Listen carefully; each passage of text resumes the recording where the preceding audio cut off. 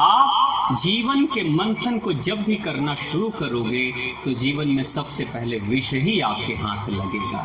लेकिन याद रखना, विष को पी मत जाना, कंठ में रख लेना।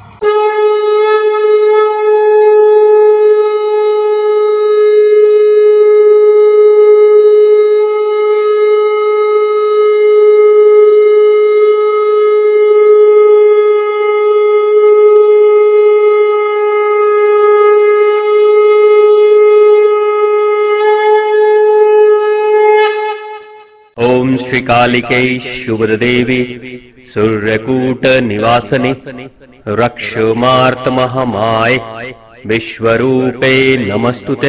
एक बार की बात है कि जब भगवान ब्रह्मा ने बंधन को जन्म दे दिया था, उसे भेजा भगवान ब्रह्मा ने कि जाओ और संसार में लोगों को बंधन में बांधो।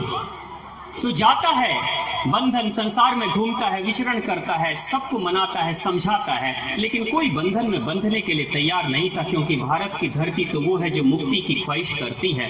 यहाँ सभी मुक्त होना चाहते हैं, बंधन में कोई बंधना नहीं चाहता। तो उस समय बंधन मायूस होकर जाता है भगवान ब्रह्मा के पास और कहता है, हे प्रभु, जन्म तो दे दिया आपने मुझे, लेकिन धरती पे कोई बंधन में बंधना ही नहीं चाहता है, मैं क्या करूं? मेरा जन्म तो निरर्थक हो गया। तो भगवान ब्रह्मा ने कहा था, अकेले तुम जाओगे ना, किसी को बांध नहीं पाओगे। एक काम करो, जाकर कामना से दोस्ती कर लो, जाकर कामना से दोस्ती कर लो। आगे आगे कामना चलेगी, पीछे पीछे तुम चलना, फिर देखना तुम्हारा मकसद पूरा हो जाएगा। उसके बाद से अब इस धरती पर, इस मायावी धरती पर जब कभी भी बंधन आता है तो सबसे पहले कामना आती है। कामना जगाती है अंदर ख्वाहिशें, भविष्य दिखाती है, उज्जवल भविष्य दिखाती है, कुछ पाने, कुछ लाभ पाने की बात समझाती है। और तब जाकर जब इंसान तैयार हो जाता है कि ठीक है, यही कामना, यही ख्वाहिश जो अंदर जगी है, मुझे इसी की तो पूर्ति करनी है, इसकी पूर्ण के लिए मुझे कार्य करना है, तो पीछे से धीरे से बंधन आता है कि अगर ये चीज पूरी करनी है तो आपको इस बंधन की शर्तों में बंधना पड़ेगा। तो बहुत आसानी से, सहजता से इंसान बंधन में बंध जाता है। हम सभी बंधन में बंध रहे हैं, लेकिन बंधन से मुक्ति का बस एक ही रास्ता है, वो भक्ति। और उस भक्ति के इस सुंदर आयोजन में आप सभी शामिल हुए हैं भगवान शिव शंभू के दरबार में। भगवान शिव शंभू हमें क्या कहते हैं? हम सभी को आज की रात्रि के माध्यम से वो हम सभी को प्रेरणा दे रहे हैं कि मेरे बच्चों, साधकों, तपस्वियों, साधु संतों, गृहस्थों, आप जीवन के मंथन को जब भी करना शुरू करोगे तो जीवन में सबसे पहले विष ही आपके हाथ लगेगा। जब राक्षसों का हमला हुआ था और राक्षस विजयी हो गए थे, स्वर्ग लोक पर उनका आधिपत्य स्थापित हो चुका था, उस वक्त देवी देवता स्वर्ग के सभी इधर उधर छिपे हुए रहते थे और शरण लेकर वो अपने जीवन का निर्वाह कर रहे थे। उसी वक्त जब वो सभी मिलकर एकत्रित होकर भगवान विष्णु के पास जाते हैं तो भगवान विष्णु ने कहा था कि आप सभी समुद्र मंथन का आयोजन करो। समुद्र मंथन का जब आयोजन होगा तो उस आयोजन में अमृत तत्व निकलेगा। अमृत तत्व जो निकलेगा, उस अमृत तत्व को आप ग्रहण करना, आप ज्यादा शक्तिशाली हो जाना। और आप जब ज्यादा शक्तिशाली हो जाओगे तो बहुत आसानी से आप राक्षसों को पराजित करोगे और एक बार पुनः अमरावती पे यानी स्वर्ग पे आपका आधिपत्य स्थापित हो जाएगा। ऐसी योजना बनी। फिर बात ये आई कि भाई समुद्र मंथन तो आसान नहीं है, उसके लिए किसी के सहयोग की जरूरत पड़ेगी। तो भगवान विष्णु के परामर्श से ही देवता राक्षसों के पास भी जाते हैं और समुद्र मंथन के लिए उनको तैयार करते हैं। राक्षस पहले माने नहीं थे, लेकिन अंत में वो मानते हैं ये सुनकर कि अमृत निकलने वाला है और अमृत ग्रहण करके हम भी अमर हो जाएंगे। लेकिन समुद्र मंथन की जब शुरुआत होती है तो जो समुद्र मंथन में महत्वपूर्ण जो पर्वत है, जिसको मंदराचल पर्वत कहते हैं, वो मंदराचल पर्वत कहीं और नहीं, आज भी मंथन चलता है, प्रत्येक रात्रि में चलता है, शिवरात्रि में खास तौर से चलता है। यही मन का अंचल है, मन का वो पर्वत है जिसका मंथन हम करते हैं, जिसमें एक बड़े से सांप के माध्यम से उसका मंथन किया गया था, ताकि जब इंसान अपने मन का मंथन करता है तो उसके अंदर से अमृत तत्व निकलता है, यानी यहीं से आध्यात्मिक यात्रा की शुरुआत हो जाती है। लेकिन जैसे ही मंथन की शुरुआत हुई, मंथन के अंत में अमृत निकलेगा, लेकिन पहले सबसे पहले विष ही निकला था। अब प्रश्न ये उठा कि विष तो निकला, सभी इंतजार में है, देवी देवता भी और राक्षस गण भी, कि अमृत चाहिए, लेकिन अब विष को कौन ग्रहण करेगा? और विष वो है जो हलाहल है, जो पूरी धरती को नष्ट कर सकता है, पूरे साम्राज्य को खत्म कर सकता है, जीव जंतुओं को भी नष्ट कर सकता है। ऐसा विष निकला था। उस समय देवी देवता भी इनकार कर देते हैं, राक्षस गण भी इनकार कर देते हैं, क्योंकि जिंदगी तो यही सच्ची कहानी है जिंदगी की, कि अमृत तो सभी चाहते हैं लेकिन विष कोई ग्रहण नहीं करना चाहता। लेकिन ठीक उसी क्षण पे भगवान शिव शंभु आते हैं और कहते हैं मैं ग्रहण करूंगा इस विष को। ग्रहण करते हैं उस विष को और अपने कंठ में सिर्फ गले तक उस विष को ले जाकर रोक देते हैं। भगवान शिव शंभु हमें क्या कहते हैं? हम सभी को आज की रात्रि के माध्यम से वो हम सभी को प्रेरणा दे रहे हैं कि मेरे बच्चों, आप जीवन के मंथन को जब भी करना शुरू करोगे तो जीवन में सबसे पहले विष ही आपके हाथ लगेगा। लेकिन याद रखना, विष को पी मत जाना, कंठ में रख लेना। कहते हैं ना कि विष का घूंट पी लेना, लेकिन पेट तक जाने मत देना, क्योंकि पेट में जाते ही पूरा तंत्र नष्ट हो जाएगा, सब कुछ खत्म हो जाएगा। आप भी विषैले बाणों के, विषैले गोलियों के घूंट पीते हैं ना, खून का घूंट पीते रहते हैं, लेकिन अंदर तक जाने नहीं देते। जिसके पास ये कला हो जाती है वो सारे विष पीता है, लेकिन उसके जीवन में कभी कुछ भी नहीं होता।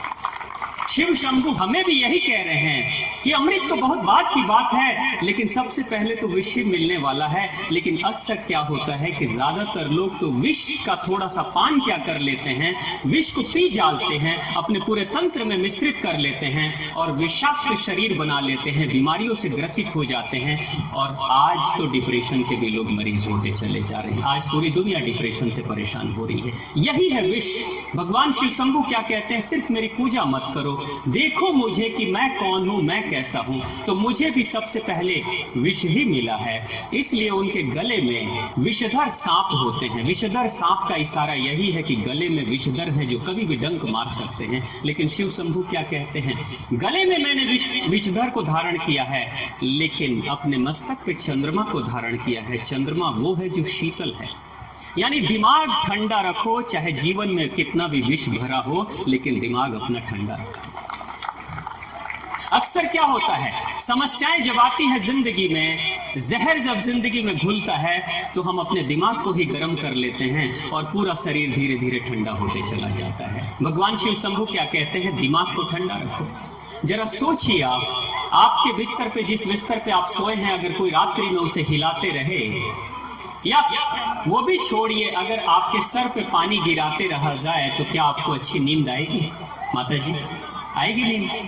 लेकिन शिव शंभु को तो देखिए, शिव शंभु के सर के ऊपर, मस्तक पे तो गंगा जी बरस रही है, गिर रही है तेज धारा, लेकिन कितनी शांति और मौन से सब कुछ स्वीकार कर रहे हैं। शिव शंभु यही कह रहे हैं कि मेरे सर पे जो चंद्रमा है वो प्रतीक है शांति का, गले में विष का प्रतीक वो विषधर है, नर कंकाल की माला है, रुद्राक्ष की माला मेरे गर्दन में है, लेकिन फिर भी देखो कि मैं कैसे मौन और शांति से जीवन के उस लीला को देखते रहता हूँ। बहुत ही वैज्ञानिक तरीके से महाशिवरात्रि के इस आयोजन को हमारे ऋषि मुनियों ने मनाया था। ये सिर्फ एक उत्सव नहीं है, सिर्फ एक मनोरंजन नहीं है, इसके पीछे एक गहरा मर्म है, वैज्ञानिक तत्व है। इस धरती पर जितने भी जीव जंतु हैं, सभी की हड्डियाँ, जो रीढ़ की हड्डी होती है वो ज़मीन के पैरेलल होती है। जितने भी जीव जंतु हैं उनकी रीढ़ की हड्डी धरती के पैरेलल होती है। 90 डिग्री के एंगल पर सिर्फ मनुष्य की ही रीढ़ की हड्डी खड़ी होती है, धरती के 90 डिग्री। रीढ़ की हड्डी सीधी होने के कारण ही मनुष्य का मस्तिष्क विकसित हुआ था। सोचने, समझने, विचार करने की जो क्षमता मनुष्य के अंदर विकसित हुई थी, वो इस रीढ़ की हड्डी के कारण से ही। हम जब 2 पैरों पे चलना शुरू किया हमने, तब से हमारे मस्तिष्क का विकास होना शुरू हो गया। और आज उसका हम देख भी रहे हैं कि सकारात्मक और नकारात्मक दोनों दिशा में मनुष्य की बुद्धि का कोई और छोर नहीं है। कहाँ मध्य, कहाँ अंत, कहाँ समाप्ति है, किसी को पता नहीं है। छोटा सा इंसान दिखाई देता है, लेकिन मंगल, चांद और दूसरे ग्रहों की दूरी को नाप चुका है ये मनुष्य। कहाँ तक इसकी योजनाएं जा सकती हैं, कहाँ तक इसकी क्षमताएं हैं, ये कई बार कहते हैं कि स्वर्ग के देवी देवता भी अनुमान नहीं लगा सकते हैं। इस क्षमता को और ज्यादा बढ़ाने के लिए आज की रात्रि का चयन किया जाता है। आज की रात्रि की खासियत ये है, इस उत्सव को कराने का मकसद ये है कि हम ज्यादा से ज्यादा देर तक रात में जगे रहें। या तो आप ध्यान करें, या तो साधना करें, या तपस्या करें, लेकिन आप ज्यादा से ज्यादा देर तक जगे रहें। दूसरी जो महत्वपूर्ण बात है वो ये है कि उत्सव जब कभी भी मनाया जाता है, यानी खुशी के क्षण जब कभी भी कोई इंसान मनाता है, तो उस समय उसके मन में आनंद रहता है। जब मन में आनंद रहता है तो उस वक्त उसकी ऊर्जा ज्यादा आनंदित होकर ज्यादा दूर की यात्रा तय करती है। आप कभी भी देखते होंगे, अगर किसी छोटे से बच्चे से भी अगर कोई कार्य आपको कराना होता है तो आप उससे प्रेम से बात करें, प्रेम से बोलें। माताएं हमारी इस मामले में तो बहुत ही एक्सपर्ट हैं, माहिर हैं कि छोटे बच्चों को कैसे मनाया जाता है। तो प्रेम से जब कभी भी किसी छोटे से बच्चे से भी बोला जाता है तो वो बच्चा ज्यादा उत्साह में आकर किसी भी कार्य को करता है।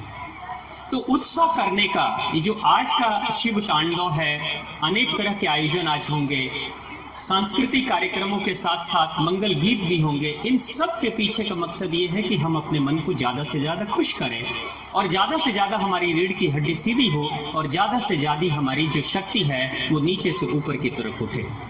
जिंदगी में जन्म लेना बहुत आसान होता है, जो सभी को हमें मिल चुका है, लेकिन जीवन को जीना, बेहतर तरीके से जीना और उस अपनी दानवी प्रकृतियों को नष्ट करते हुए हम अध्यात्म की तरफ बढ़े, हम देवत्व की तरफ बढ़े, उस दिशा में बढ़ना हमारे लिए सबसे कठिन होता है। भगवान से, माँ आद्यशक्ति, माँ जगदम्बा परम्बा से मैं प्रार्थना करता हूँ कि आपकी भी ऊर्जा ऊर्ध्वगामी हो, आपकी भी ऊर्जा कल्याणमुखी हो, आपकी ऊर्जा शिव की तरफ हो, आपकी ऊर्जा मंगल की दिशा में हो। जब ऊर्जा मंगल की दिशा में हमारी होगी तो शक्ति से मिलन तो हो ही जाएगी। आज रात्रि में शिव और शक्ति दोनों का मिलन एक साथ हो जाएगा। तो प्रेम से बोलिए भगवान शिव शंभू की, माँ आद्य भगवती की और आप सभी की जय।